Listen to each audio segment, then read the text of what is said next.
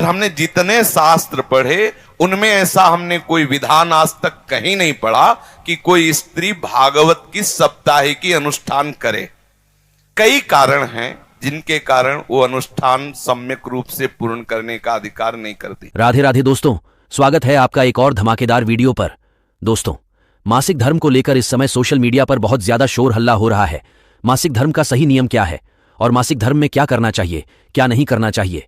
मासिक धर्म में नाम जप कर सकते हैं या नहीं, पूजा पाठ कर सकते हैं या नहीं, रसोई में जा सकते हैं या नहीं। जानिए, वीडियो पूरा देखिए तभी जान पाओगे। हमने जितने शास्त्र पढ़े उनमें ऐसा हमने कोई विधान आज तक कहीं नहीं पढ़ा कि कोई स्त्री भागवत की सप्ताहिकी अनुष्ठान करे। कई कारण हैं जिनके कारण वो अनुष्ठान सम्यक रूप से पूर्ण करने का अधिकार नहीं रखती। जैसे अनुष्ठान हुआ और वो मासिक धर्म से युक्त हो जाती है, अब वो अनुष्ठान कैसे पूर्ण करेगी? क्योंकि स्त्री शरीर में रजस्वला धर्म आता है और वो आपने अनुष्ठान लिया, अचानक क्रम बदला और वो हो गया, तो फिर कैसे मंच पर उस भागवत पर हम जाकर के वो लीला कथा का वर्णन करें? इस तरीके के बहाने बना दिए गए। दूसरा, जब आपको बाहर निकलने के लिए कहा जाता है, पहले व्यवस्थाएं वैसी नहीं थी। आज सब कुछ है, चाहे आप पैड्स ले लीजिए, आप और भी कई तरीके की अच्छी चीजें, सब आप नॉर्मली वर्क कर सकते हो। पहले कुछ भी नहीं था, तो पहले क्या करें? तो आपको घर के अंदर ही बंद रहना पड़ता था। आप जिस तरह के कपड़े इस्तेमाल करते थे, तो ऐसे रीजंस थे नहीं करने के। बीच वाले आके काम खराब करते हैं। इतना शुरुआत जिसने की उसने एक अच्छे रीजन से की, बीच वाला आके काम बिगाड़ देता है। उसने बिगाड़ दिया ये बोल के अछूत है, ये है, वो है। भाई 9 महीने एक लड़की जब बच्चा पैदा कर रही होती है वो पीरियड से नहीं होती है, और कहा भी जाता है ना कि बच्चे को खून से सींचा है। 9 महीने उसको पीरियड्स नहीं आ रहे, उस खून का इस्तेमाल तो हो रहा है ना बच्चे को सींचने में।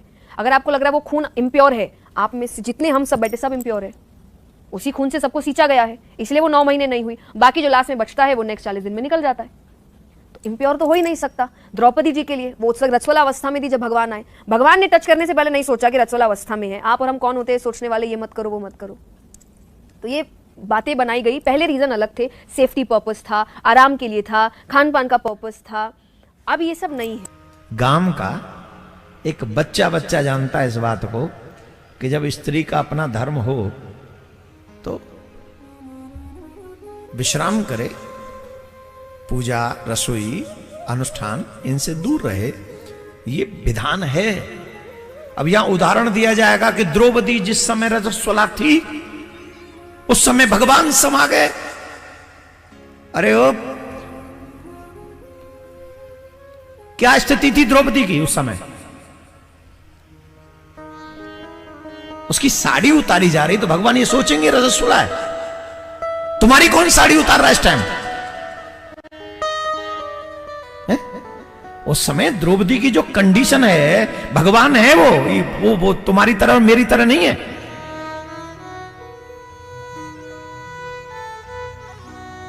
द्रौपदी की रजस्वला स्थिति है, लेकिन विपत्ति उस समय है तो भगवान वहां पहुंच गए। लेकिन द्रौपदी को छोड़ के दोबारा बताओ और कहां गए भगवान फिर इस स्थिति में? बोलो, बताइए हमें, एक उदाहरण दीजिए। एक तो भक्त पे विपत्ति आ गई इसलिए भगवान दौड़े। दूसरा उदाहरण, उसी रक्त से मनुष्य का जन्म होता है, निर्माण होता है। ये प्रकृति का नियम है, मेरा और तुम्हारा नहीं है। जिस प्रकृति ने उस रक्त से मनुष्य का निर्माण किया है, उसी प्रकृति ने ये हमको कहा है, डोंट डू दिस।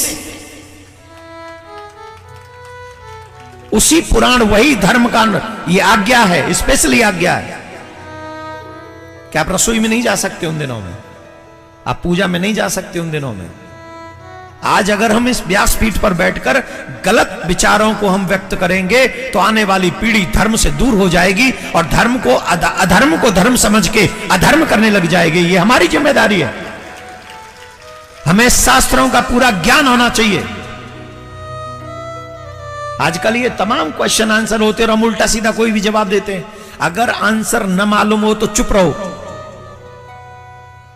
लेकिन अधर्म को धर्म बना के साबित मत करो। इससे बहुत बड़ा फर्क पड़ेगा। आने वाली पीढ़ी समझेगी कि जब ऐसे धर्माचार्य ऐसा बोल रहे हैं तो यही सच होगा।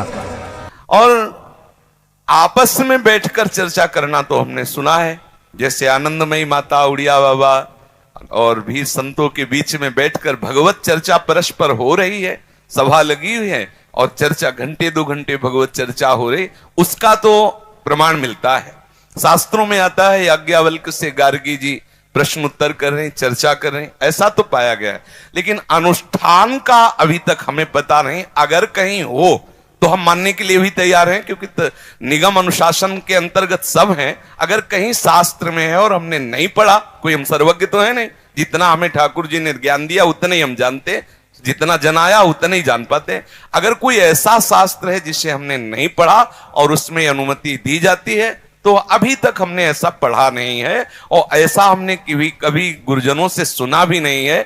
इसलिए मुझे ऐसा लगता है कि माताओं बहनों को भागवत का साप्ताहिक अनुष्ठान नहीं करना चाहिए। चर्चा करने का तो अधिकार है, भगवत लीला गुणानुवाद का अधिकार है। हम जैसे अपने लोग चर्चा कर रहे हैं, ऐसे वो बैठ के चर्चा कर सकते हैं, संत सभा में बैठकर भगवत यश गान कर। लेकिन अनुष्ठान साप्ताहिकी का निषेध है, ऐसा हमने शास्त्रों में कहीं नहीं प्रमाण पाया कि कोई भी स्त्री शरीरधारी मंच पर बैठकर साप्ताहिकी का अनुष्ठान करे। अब उसका परिणाम क्या होता है ये तो सर्वज्ञ भगवान जाने। उसका परिणाम क्या होता है इतना जरूर हम कह सकते हैं कि अमंगल तो होगा नहीं, क्योंकि भगवत चर्चा करने वाले का अमंगल नहीं हो सकता, ये तो पक्का है।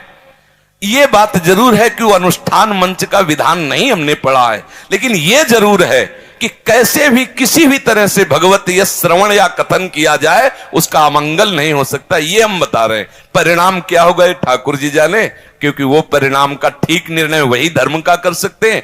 अपने भावना से इतना जानते हैं कि मंगल भवन का यश गाने वाले का कभी अमंगल नहीं हो सकता है। हाँ, ये नहीं करना चाहिए ऐसा शास्त्र में प्रमाण है कि इन कई कारण हैं ऐसे जिससे वो अनुष्ठान नहीं किया जा सकता।